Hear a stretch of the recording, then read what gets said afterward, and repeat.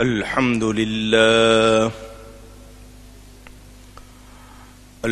لله نحمده ونستعينه ونستغفره ونؤمن به ونتوكل عليه ونعوذ بالله من شرور أنفسنا ومن سيئات أعمالنا من يهده الله فلا مضل له ومن يضلله فلا هادي له ونشهد أن لا إله إلا الله وحده لا شريك له ونشهد أن سيدنا ومولانا وشفيعنا وحبيبنا ورؤوفنا ورحيمنا محمدا عبده ورسوله صلى الله تعالى عليه وعلى آله وأصحابه وبارك وسلم أما بعد فأعوذ بالله من الشيطان الرجيم بسم الله الرحمن الرحيم ألا إن أولياء الله لا خوف عليهم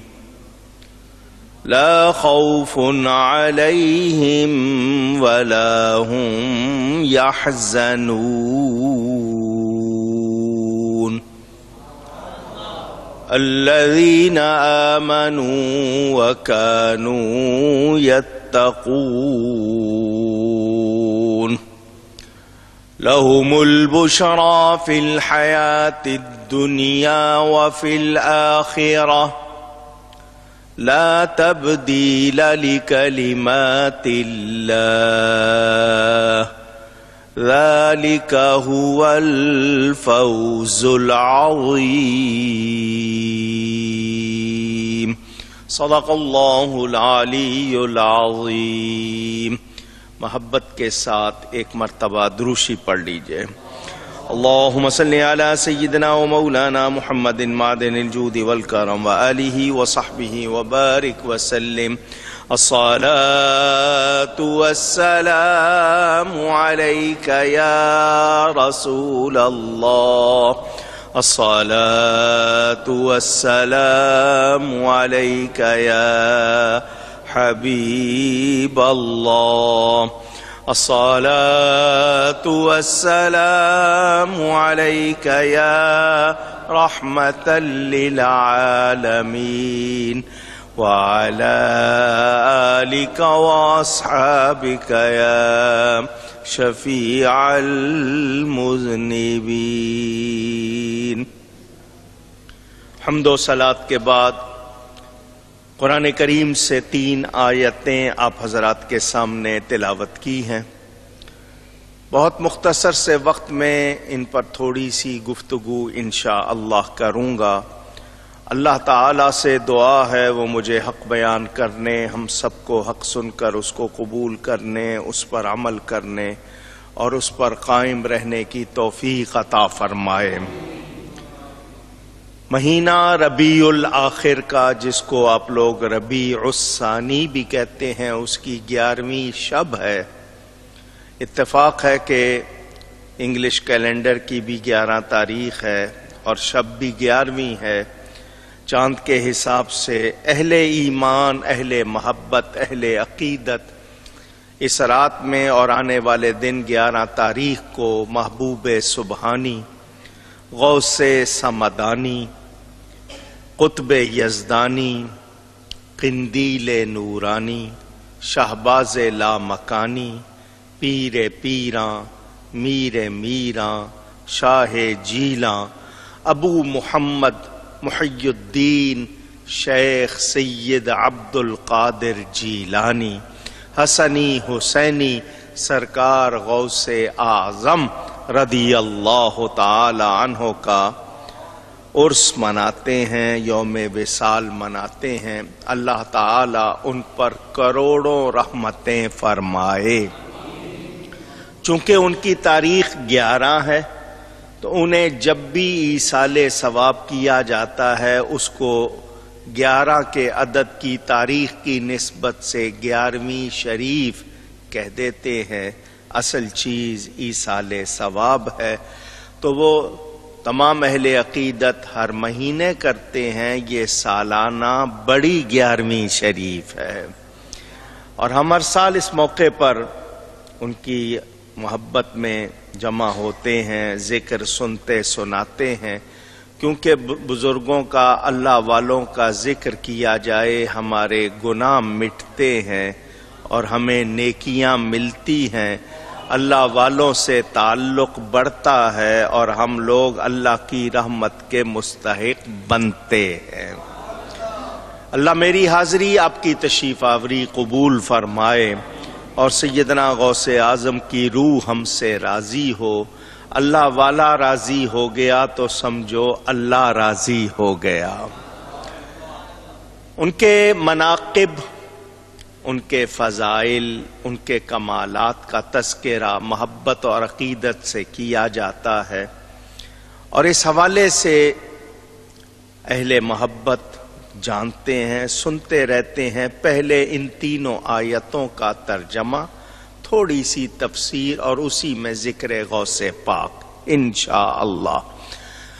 اللہ تعالی ارشاد فرماتا ہے، الا، یہ حرف تنبیہ، وارننگ، خبردار، ہوشیار، سن لو، جان لو، وارن کیا جا رہا ہے، متنبہ کیا جا رہا ہے۔ کیا مطلب؟ کہ جو اس کے بعد بیان ہے اس کے بارے میں اچھی طرح سمجھ لو کہ یہ معمولی بات نہیں۔ ان اولیاء اللہ، بے شک، ان شک دور کرنے کے لیے اس کے معنی بے شک۔ اولیاء جمع ولی کی، ولی کے معنی دوست، ولی کے معنی پیارا، ولی کے معنی مددگار۔ تو جو دوست ہوگا وہی پیارا ہوگا، وہی مددگار۔ نسبت اضافت ہے اللہ کی طرف، اللہ کے دوست، اللہ کے ولی، اللہ کے پیارے، اللہ کے مددگار۔ لا خوف علیہم، ان پر کچھ خوف نہیں ہے، ولا ہم یحزنون، اور وہ غمگین بھی نہیں ہوں گے، ان پر کچھ غم بھی نہیں۔ ان کی نشانی کیا ہے؟ شان سن لی، اب ان کی نشانی کیا ہے، پہچان کیا ہے؟ الذین آمنوا وکانوا یتقون،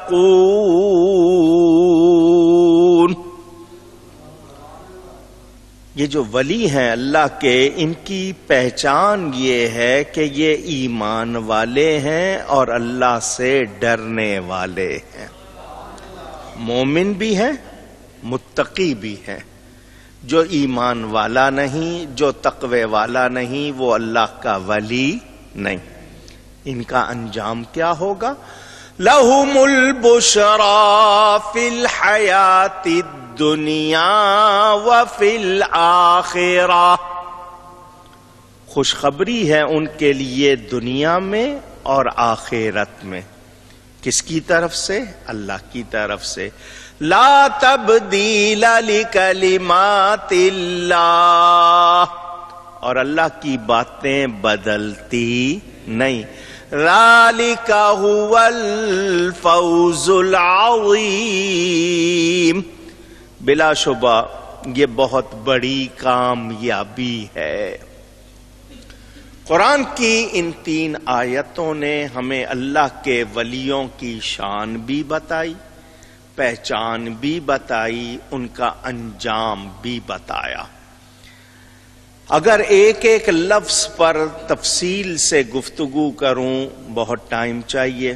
مختصراً پہلی بات کہ اللہ نے اپنے ولیوں کا ذکر شروع کرنے سے پہلے الا فرمایا۔ الا کا لفظ پہلے بیان فرمایا، خبردار۔ کیوں؟ جہاں خطرہ ہو وہیں خبردار کیا جاتا ہے۔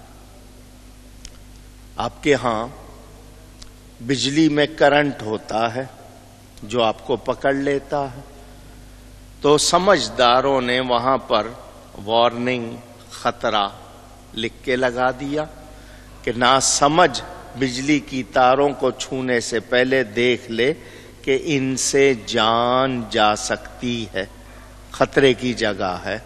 تو جہاں خطرے کی بات وہاں آپ کو انتباہ، وارننگ دی جاتی ہے کہ سنبھل کر احتیاط۔ اللہ تعالی لفظ الا سے اپنے ولیوں کا ذکر شروع فرما رہا ہے۔ کیا مطلب؟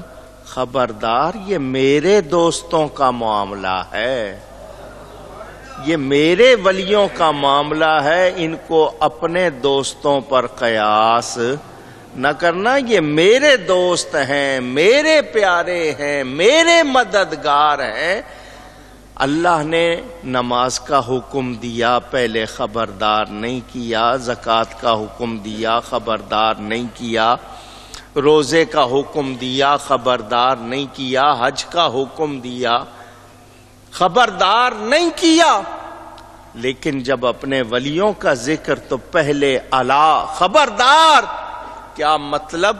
میری عبادت نہیں کرو گے گناہگار ہوو گے، سزا یا بغیر سزا کے میں چاہوں تو معاف کر دوں، مگر سن لو یہ ولیوں کا معاملہ ہے، یہاں بے ادبی کی گنجائش نہیں، کوتاہی قابل قبول نہیں، گوارا نہیں۔ تو یہ اللہ تعالی کی طرف سے اس طرح بیان ہونا ہمیں بتا رہا ہے کہ اللہ کے ولیوں کا معاملہ خاص ہے، عام لوگوں جیسا نہیں ہے۔ اللہ فرماتا ہے الا ان اولیاء اللہ۔ رب کے کلام میں شک کی گنجائش نہیں، مگر انا فرما کر اور تاکید فرما دی کہ دیکھو یہ شک شبے والی بات نہیں۔ جو میرے دوست ہیں، میرے پیارے ہیں، میرے ولی ہیں۔ اب دوست فارسی کا لفظ ہے، پیارا ہندی کا لفظ، اردو کا لفظ ہے، مددگار بھی فارسی کا لفظ ہے۔ ولی کے معنی لغت میں کھولیں تو مددگار، دوست، پیارا، یہ سب معنی ملتے ہیں۔ تو اللہ کو تو کسی مدد کی ضرورت نہیں، تو پھر اللہ کے مددگار کا کیا مطلب؟ تو جو اللہ کے دین کی مدد کریں، اللہ کے بندوں کی مدد کریں، اللہ ان کو اپنا مددگار فرماتا ہے۔ کتنی عزت ملی ہے، کتنی شان ملی ہے کہ رب کے بندوں کی مدد کریں، رب کے دین کی مدد کریں تو اللہ فرماتا ہے میرے مددگار اولیاء اللہ۔ تو یہاں سے کئی مسئلے معلوم ہو گئے کہ اللہ کے بندے بھی مدد کرتے، کہیے گا۔ وہ لوگ جو کہتے ہیں اللہ کے سوا کوئی مدد نہیں کر سکتا، انہیں ہم بتانا چاہتے ہیں کہ ذاتی اور حقیقی طور پر اللہ ہی مددگار ہے، مگر اللہ تعالی اپنے بندوں کو بھی طاقت عطا فرماتا ہے۔ اللہ کے بندے اللہ کی دی ہوئی طاقت سے مدد کرتے ہیں۔ ہمیں کہا گیا ایک دوسرے کی مدد کرو۔ صحیح حدیث میں ہے جب تک بندہ بندے کی مدد کرتا ہے اللہ اس بندے کی مدد کرتا ہے۔ کتنے ارشادات موجود ہیں۔ تو وہ لوگ جو کہتے ہیں نہیں جی بندہ مدد کر ہی نہیں سکتا، تو پھر وہ خود بندوں کی مدد کیوں مانگتے؟ جب بھی کبھی چندہ کرنا ہو آپ سے کہتے ہیں یا نہیں کہ مدد کریں، دل کھول کر مدد کریں؟ تو جب بندہ مدد کر ہی نہیں سکتا تو مدد کیوں مانگ رہے ہو؟ تو وہ ان کا یہ کہنا کہ اللہ کے سوا کوئی مدد نہیں کر سکتا، انہوں نے شاید قرآن نہیں پڑھا، جس قرآن میں ایاک نعبد و ایاک نستعین ہے اسی قرآن میں تعاونوا علی البر والتقوی ہے، اسی قرآن میں استعینوا بالصبر والصلاح ہے، اسی قرآن میں اعینونی بقوہ ہے۔ تو معنی کیا ہوگا کہ ذاتی اور حقیقی طور پر خود سے اصلی مددگار اللہ تعالی ہی ہے۔ بندے مدد کرتے ہیں تو اللہ کی عطا سے کرتے ہیں، اور اللہ نے بندوں کو بندوں کا مددگار بنایا ہے۔ کتنی چیزوں سے آپ مدد لیتے ہیں؟ بھئی ٹھنڈ لگ گئی ہے، کوئی چیز گرم کھاؤ تاکہ بدن میں گرمی آئے، تو وہ اس چیز میں گرمی رکھنے والا کون ہے؟ بیمار پڑ گئے تو یار دوا لو صحت ملے، تو دوا میں اثر رکھنے والا کون ہے؟ مگر آپ کہتے ہیں یار میں نے یہ گولی کھائی ٹھیک ہو گیا، یہ شربت پیا ٹھیک ہو گیا، جوشاندہ پیا ٹھیک ہو گیا۔ تو ٹھیک جوشاندے نے کیا، ٹیبلٹ کیپسول نے کیا، یا اللہ نے کیا؟ مگر آپ نام اس کا لیتے ہیں، دوا کا نام لیتے ہیں، تو دوا کی طرف نسبت مجازی ہے، ایسا کہنا کرنا غلط نہیں ہے۔ یاد رکھیں، یہ میں صرف آپ کو دہرا رہا ہوں، ورنہ یہ آپ نے مجھ سے تمام مسئلے سنے ہوئے ہیں۔ بندے بھی مدد کرتے، اور بندوں کو مدد کرنے کی طاقت کس نے دی ہے؟ اللہ تعالی نے دی ہے۔ جو نہیں مانتے یا تو پھر وہ اس کے بارے میں آئیں اور اپنا بتا دیں کہ جی وہ کسی کی کسی طرح مدد نہیں لیتے، ایسا نہیں ہے۔ تو بندوں کی مدد اللہ ہی کی مدد ہے، بندہ خود سے مددگار نہیں، اس کو مددگار بنانے والا اللہ تعالی۔ چوری ہو جائے پولیس کی مدد، مقدمہ بن جائے وکیل کی مدد، بیمار پڑ جائیں ڈاکٹر کی مدد، دوا کی مدد، آپ جس کی چاہیں مدد لے لیں، آپ کے دین میں فرق نہ آئے۔ تو میں اگر اللہ کے بندوں کی پیاروں کی مدد کا بیان کروں تو یہ غلط نہیں ہے۔ یاد رکھیں، اللہ تعالی حقیقی مددگار، مستعان حقیقی، حقیقی طور پر مددگار صرف اور صرف اللہ تعالی۔ بندے مدد کرتے ہیں تو اللہ کی عطا سے، خود سے نہیں۔ مستقل متصرف اللہ ہے، مستقل بذات اللہ ہے، مستعان حقیقی اللہ ہے۔ ہم نے کبھی نہیں کہا کہ غوث پاک خود سے مدد کرتے، ان کو ہمارا مددگار رب نے بنایا ہے۔ بات سمجھ میں آ گئی؟ اگر صرف لفظ مدد کو ہی پھیلاؤں گا بڑا ٹائم لگ جائے گا، لیکن صرف آپ پر واضح کرنا تھا، یہ آپ جانتے ہیں۔ تو بے شک جو اللہ کے دوست ہیں ان پر کچھ خوف نہیں۔ تھانے دار کا اگر کوئی دوست ہو، SHO علاقے میں ہوتا ہے نا، اسٹیشن ہاؤس آفیسر، SHO کہتے ہیں جی یہ بڑا انسپیکٹر ہے، تھانے دار ہے، اس کا جو دوست ہو وہ پورے علاقے میں بڑا بے فکر ہو کے چلتا ہے کہ تھانے دار میرا دوست ہے، کسی نے مجھے تنگ کیا تو تھانے دار اس کو پکڑ لے گا، اس کو سزا دے گا۔ تو وہ اس علاقے میں بے خوف، اس سے آگے چلا جائے تو کوئی ڈویژن میں ہوتا ہے، IG ہوگا، انسپیکٹر جنرل جو اس کا یار ہے، وہ اپنے آپ کو اور زیادہ بے فکر محسوس کرے گا، بے خوف محسوس کرے گا، پھر وزیر کا یار، پھر گورنر کا یار، پھر وزیر اعظم کا یار، پھر صدر کا یار، کہ جی پورے ملک میں بے خوف، میں صدر کا یار ہوں۔ تو جو تعلق آپ کو بے خوف کرے آپ اس کو بڑا کہتے ہیں، بلا تشبیہ۔ کہاں یہ دنیا دار لوگ، اللہ فرماتا ہے لا خوف علیہم، جو میرے دوست ہیں ان کو کچھ خوف نہیں ہے، ان پر کچھ خوف۔ اب خوف کئی قسم کا ہوتا ہے، سچ بولنے کا کہ میں سچ بولوں گا تو پکڑا جاؤں گا، میں اکیلا بیٹھوں گا تو مجھے کچھ ہو جائے گا، یہ تنہا ہوں کہیں ہوں ان کو کسی دنیاوی چیز کا خوف. کہتے ہیں نا جو اللہ سے ڈرتا ہے پھر کسی اور سے نہیں ڈرتا. چونکہ یہ اللہ کے پیارے بن جاتے ہیں، اللہ کی حفاظت میں آ جاتے ہیں، اللہ تعالی جل مجدہ الکریم ان کی حفاظت فرماتا ہے، ان کو کچھ خوف نہیں. یہ خوف بھی پورا ایک موضوع ہے. خوف کتنی قسم کا؟ آپ کہیں گے جی شیر سے ڈر جاتے ہیں، سانپ سے ڈر جاتے ہیں، لوگ تو چیونٹی سے ڈر جاتے ہیں، کیڑے سے ڈر جاتے ہیں. اصل یہ اللہ والے ڈرتے. اونچی آپ کو میں نے کئی مرتبہ سنایا، کتنے بزرگ ہیں وہ شیر پر سواری کرتے رہے، سانپ کو ہاتھ میں کوڑا بنا کے پکڑتے رہے.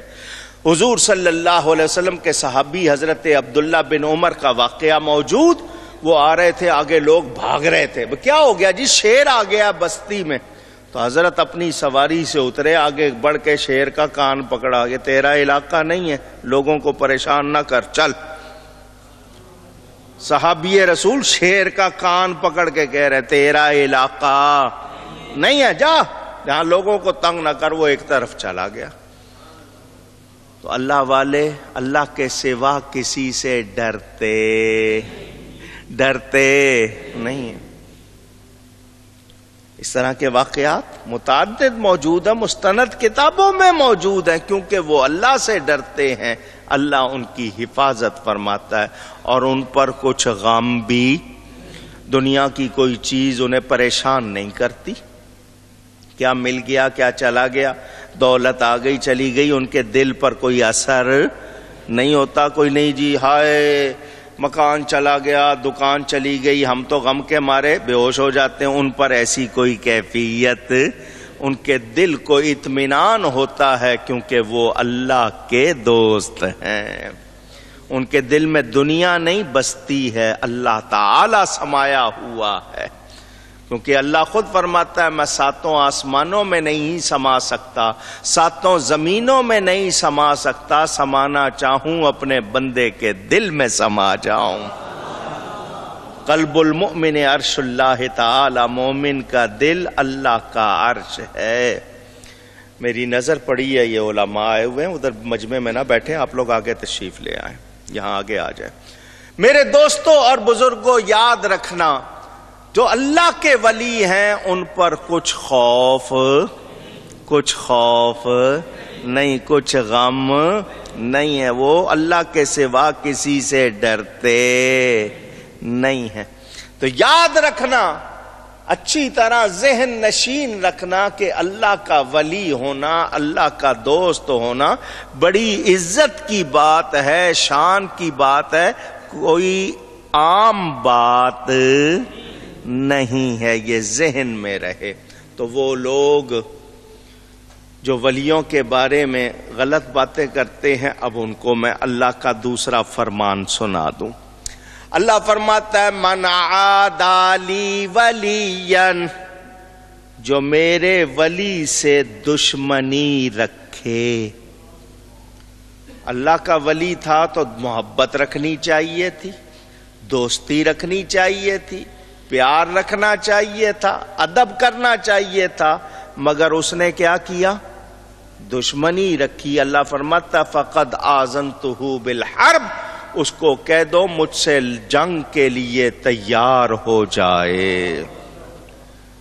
میرے ولی سے دشمنی رکھی ہے تو پھر مجھ سے لڑنے کے لیے تیار ہو جائے. تو اللہ سے کوئی لڑ سکتا ہے؟ اونچی. جو لڑے گا وہ عقل والا ہے؟ اونچی کہیے. لوگ یہی کہیں گے تیری مت ماری گئی. کوئی کمزور آدمی کسی بڑے سے لڑے، لوگ کہتے ہیں تیری حیثیت دیکھ، تو اس سے لڑ رہا ہے، تیری حالت دیکھ. کجا بندے کا معاملہ، کجا دنیا کا معاملہ، کہاں یہ لوگ، کہاں رب تعالی. تو جو اللہ سے دشمنی رکھے وہ عقل والا. اسی لیے اعلیٰ حضرت فرماتے ہیں عقل ہوتی تو خدا سے نہ لڑائی لیتے. یہ عقل والے ہوتے تو اللہ سے لڑائی نہ لے. عقل ہوتی تو خدا سے نہ لڑائی لیتے، یہ گھٹائیں اسے منظور بڑھانا تیرا۔ اللہ ولیوں کے درجے بلند کرے، یہ گھٹائے تو یہ اللہ سے لڑ رہے ہیں، تو جو لڑ رہے ہیں وہ عقل والے اونچی گئی ہے۔ تو پتہ چل گیا کہ اللہ کے ولی بڑی شان والے ہیں، ان پر کچھ خوف اور غم نہیں ہے، نہ دنیا میں نہ آخرت میں، کیونکہ وہ اللہ تعالی کی حفاظت میں ہے۔ کس کی حفاظت میں ہے؟ تو جس کی حفاظت اللہ کرے۔ اب یہاں آپ کے ذہن میں کچھ سوال آئیں گے، نہیں تو دوسرے ڈالیں گے، میں ان کے حوالے سے تھوڑی سی بات کر دوں۔ دیکھو جی، ولی قتل بھی ہوئے ہیں، لوگوں نے مار ڈالا۔ دیکھو جی، مزاروں پر حملے ہو رہے ہیں۔ تم کہتے ہو جی غوث پاک یہ کر سکتے ہیں، دیکھو عراق میں کتنے حملے ہوئے، ملک شام پر کتنے حملے ہوئے۔ جو لوگ ایسی باتیں کرتے ہیں وہ تقدیر کو جانتے نہیں، مشیت کو سمجھتے نہیں۔ قرآن کہتا ہے وَلَا يَرْضَى لِعِبَادِهِ الْكُفْرَ، اللہ کو پسند نہیں کہ بندے کفر کریں، اللہ تعالی کو پسند نہیں، وہ اس پہ راضی نہیں کہ بندے کفر کریں۔ بندے کفر کر رہے ہیں یا نہیں؟ اللہ کی رضا کے خلاف کیوں ہو رہا ہے؟ جواب دو۔ ہم سے الجھنے والوں، ہم پر سوال کرنے والوں، قرآن پڑھ رہا ہوں، ولیوں کا معاملہ رکھو ابھی ایک طرف، پہلے اس کا جواب دو کہ اللہ کو پسند نہیں کہ بندے کفر کریں، تو اللہ کی پسند کے خلاف ہو رہا ہے۔ تو کوئی آگے سے کہہ دے معاذ اللہ کہ اللہ اپنی پسند کے مطابق نہیں کرا سکا یا نہیں کرا پا رہا، تو جو ایسا کرے گا کہے گا ایمان رہے گا؟ پوچھ رہا ہوں آپ سے۔ نہ یہ مشیت کو سمجھیں، نہ تقدیر کو سمجھیں، نہ رضا کو سمجھیں، اپنے آپ کو علامہ کہلانے کے لیے یا عالم شمار کرانے کے لیے یہ ایسی باتیں کرتے ہیں، تو ان سے کہو قرآن میں ہے وَيَقْتُلُونَ النَّبِيِّينَ بِغَيْرِ حق، کتنے نبیوں کو ناحق قتل کیا گیا، وہ بے گناہ تھے، ان کو قتل کیا گیا۔ کیا جواب دو گے؟ کہہ دو کہ جو اللہ اپنے نبیوں کو نہیں بچا سکا، معاذ اللہ وہ کیا بچائے گا؟ تو جو ایسا کہے گا ایمان رہے گا؟ تو سمجھنا، تم مشیت کو، رضا کو، قدر کو نہیں جانتے تو اپنے دماغ کا علاج کرو۔ یہ اعتراض تمہارے کوئی حقیقت رکھتے نہیں۔ کعبے کے اندر 360 بت رکھے ہوئے تھے، کافروں نے، بت پرستوں نے کعبہ شریف کے اندر 360 بڑے چھوٹے بت رکھ دیے تھے۔ کوئی یہ بکواس کرے کہ جو اللہ اپنے گھر کو بتوں سے نہیں بچا سکا وہ کسی اور کو کیا بچائے گا؟ معاذ اللہ، نقل کفر نباشد۔ میرے منہ پر یہ جملے آ رہے ہیں، مجھے لانے نہیں چاہیے، حالانکہ میرا مقصد صرف آپ کو بتانا ہے ان کے اعتراض، نہ عقیدہ نہ خیال۔ تو جو ایسا کہے گا بولو ایمان رہے گا؟ اونچی۔ آج یہود و نصارہ، ہنود و مجوس دنیا بھر میں جو سازشیں کر رہے ہیں، بیت المقدس پر قبضہ یہودیوں کا، قبلہ اول، تو کیا اللہ کی رضا ہے یہ؟ اونچی۔ تو رضا کیا ہے، مشیت کیا ہے، اس کو سمجھنا ہوگا۔ جو نہیں سمجھتے وہ اپنی عقل کا علاج کروائیں۔ مزاروں کے خلاف باتیں کرنے والوں، یہ بتاؤ مزاروں کا کیا بگڑا ہے؟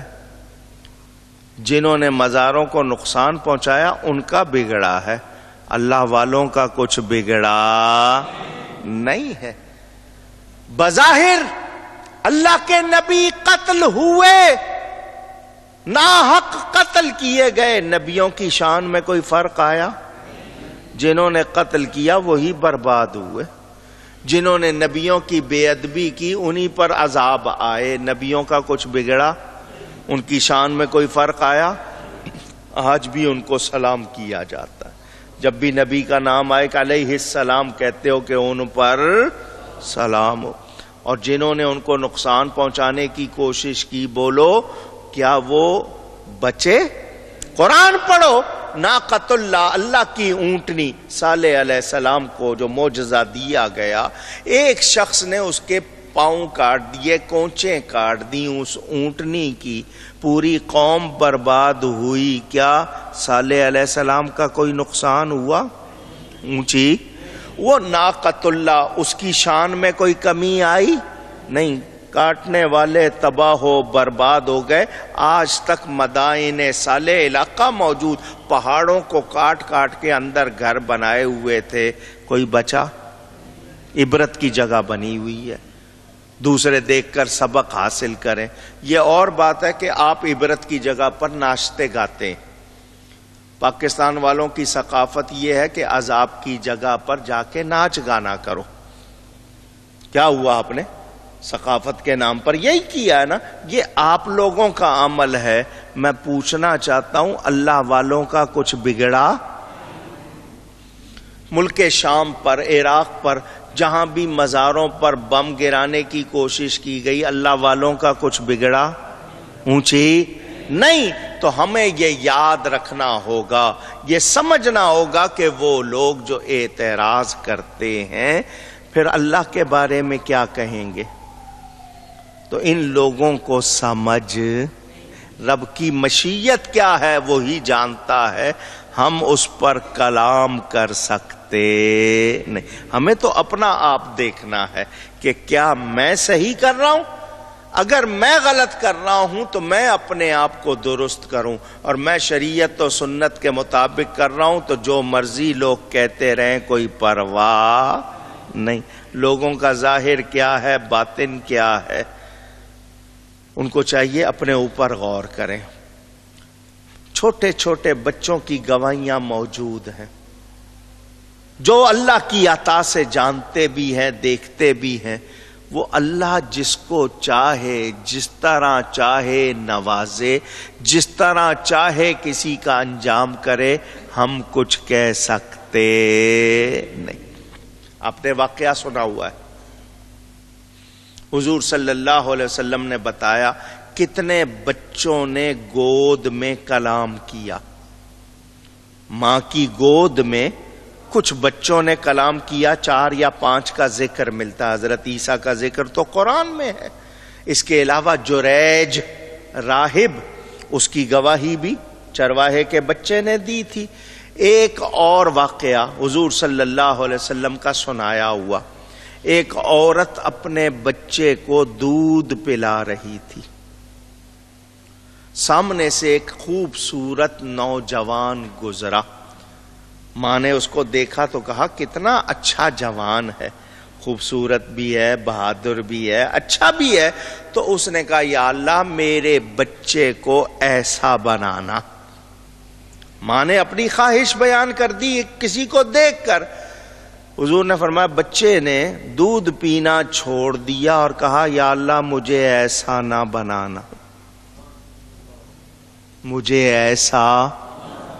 چھوٹی عمر کا بچہ بات کو سمجھتا ہے، زبان سمجھتا ہے نہیں، دودھ پیتا بچہ کون سا لفظ کیا معنی ہے، اور پھر ایک بندے کا حال کیا ہے، چھوٹے سے بچے کو نہیں پتا، وہ بچہ نبی نہیں تھا، وہ بچہ صحابی نہیں تھا، اللہ کے ایک بندے کا بچہ، ماں کہہ رہی ہے یا اللہ ایسا بنانا، بچہ دودھ پینا چھوڑ کر کہتا ہے یا اللہ مجھے ایسا نہ بنانا۔ ماں بڑی حیران، اس کو سمجھ آ گئی، میں نے جس کے بارے میں کہا اس نے تو دیکھا تک نہیں اس کو، یہ تو میرے منہ گود میں دودھ پی رہا ہے، دیکھ میں رہی ہوں، اور یہ اتنا سمجھدار۔ ماں بڑی حیران۔